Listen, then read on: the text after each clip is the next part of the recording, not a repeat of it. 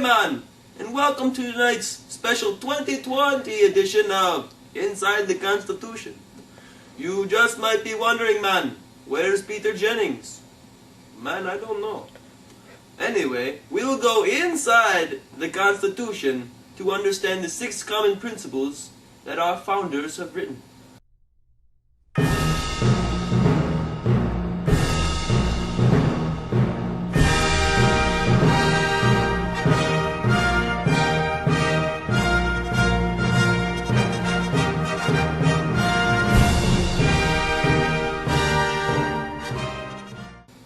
Now, off to my co-host, Cornelius McGee. Hello, Cornelius McGee here, and I'm here to show you the 6 constitutional principles of the Constitution in real-life action. And now to the separation of power. Johnny! Guess what my mom said? She said you should spend the night. You want to spend the night? Yeah, of course. I can do whatever I want. I gotta go ask my mom first. All right. Hey, Mom. No one asked if I could spend the night. Is it alright with you? Oh, Johnny, did you do all your homework? Of course, of course. It's okay with me, but you gotta ask your father. Thanks, Mom. Don't mention it. Hey, Dad. What do you want? Could I spend the night at Norman's house? I'm the president of this household, and I say nay. But Mom said I could. I guess I'm overruled here. You can spend the night. Thanks, Dad. You have to behave, though. Okay. What'd she say? Me and my mom overruled my dad. Yes! I can spend the night. Yes! Yes! Woo! Wait for me, Norman! Yes! Oh, sorry man, once again, back to 2020. Our last skit on separation of powers, man, this was perfect. Because you see, Norman was the people, while on the other hand, Johnny was the legislative branch, thinking he could pass his right to spend the night. And then there was Mama, who was the judicial. And don't forget, the dad was the executive branch. This is the perfect example of separation of power, because only one house cannot overrule the 2 houses. Perfectly said, man. Now to our next skit. Jackson. Hello, this is Jacques Le Coach here, coming to teach you some defense. As you can see, X's are going to attack the net, attack. But they can't attack when they have defense here. This system is called pressure cover balance. Well, one man pressures the ball, the other one covers off his shoulder, and third man covers rear post, far post. So players cannot get there. It's a very good system. They never get beat. If ball slides this way, we all rotate to pressure cover and balance. This is a similar system to what we call in economics today checks and balances, because no one house is ever going to get beat because there's always 2 backing it up, you see? It's very similar. Checks and balances is a good way to help us succeed from getting beat by our offense. Hey man, welcome back. As you could see in our last skit, checks and balances is like a system that runs off of the separation of powers. In that, in creating a bill or an amendment, it takes all 3 houses to have a say in what goes on. It's very similar to that soccer diagram, wouldn't you say, Cornelius? Yes. Just like in the soccer diagram, the 3 soccer players represent the 3 houses. They all create an equal system to make it all work correctly. And now in our next skit, it's federalism. Yeah, I'm taking the car out. No, you're not, son. What? I own this house. I own this car. No, you do not. Yes, I do. I paid for it. I'm going to take it out. You only have so much power in this house, and this is where I draw the line.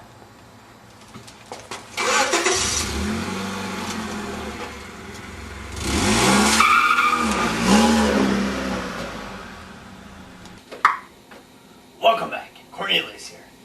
In the skit you just saw, the dad was the federal government, and the son was the state government. Yeah man, right on. As in the dad was the federal government, he controlled this house and what went on, but when it came down to the smaller units of power, The kid did own his own car, man, which is pretty cool, I might say. So he had control to go out and do what he wanted on his free will, and the Federer's dad couldn't do anything about it, man. No, no, no. Now to our next skit on Judicial Review. Oh! Hello, officer. Good afternoon. Yeah, good afternoon for arresting villains. Officer Andrew Hall here. Yeah, it looks like a gun. Do you have a permit for that thing? I have a permit for this, officer.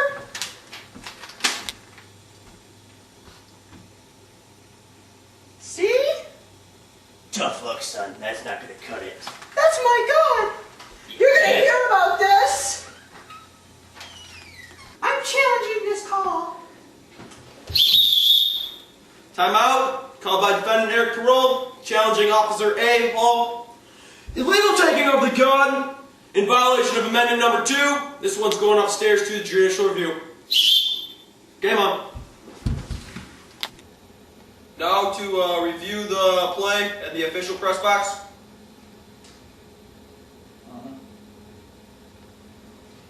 Yeah, we've concluded with the official result. Team Parole is not in violation of Amendment 2.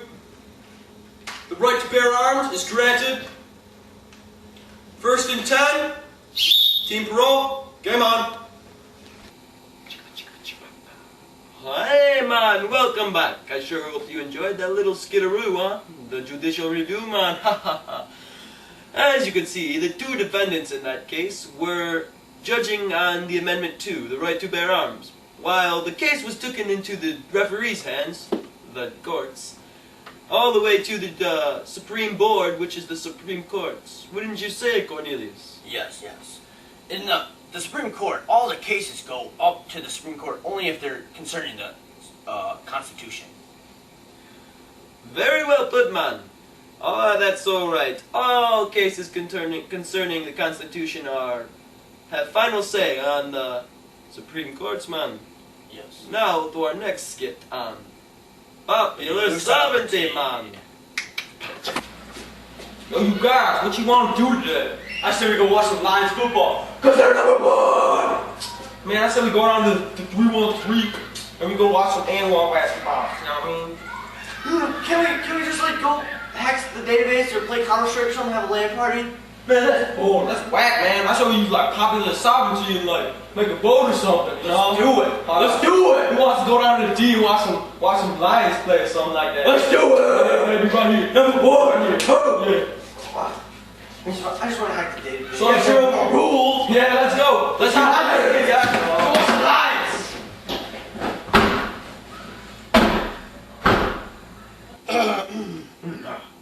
Oh, hello there. You just saw a skit on popular sovereignty. Popular sovereignty is the rule of the people. That is when majority rules. And that is how most of our governments rule. Right, Troy? Right you are, Cornelius. In popular sovereignty, and just like the skit, the three people each had their own idea of what they wanted their evening to look like. But you know, man, it's just how the people of the power and the power of the people is, if you know what I'm saying, man. I know what you're saying. They take a vote and majority rules, and that's what happened, just like in the skitteroo. Now on to our next topic of limited government, man. Yeah. Hello out there. Today's lesson is Mathematics with Mr. Kenneth. And I'm the teacher, and what I says goes.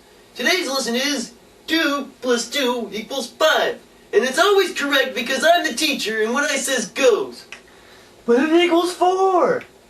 Excuse me, Mr. Merlot down there? Yeah, I think you're wrong, because I'm the teacher, and what I says goes, alright?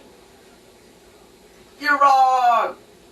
You know, I think you guys are wrong, because I'm the teacher, and I have all the power in this classroom. 2 plus 2 equals 4. I'm with Mr. Kenneth. 2 plus 2 is equal to 5.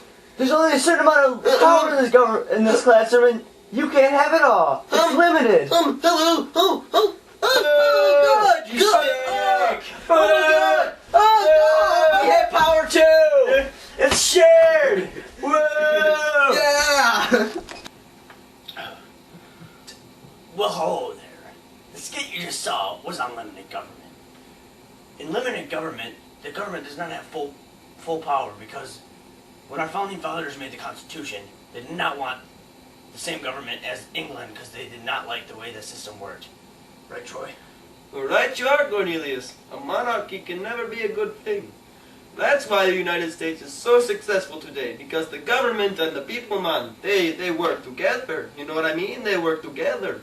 And we live in harmony and work in harmony. That's why our country is so successful, due to the harmony.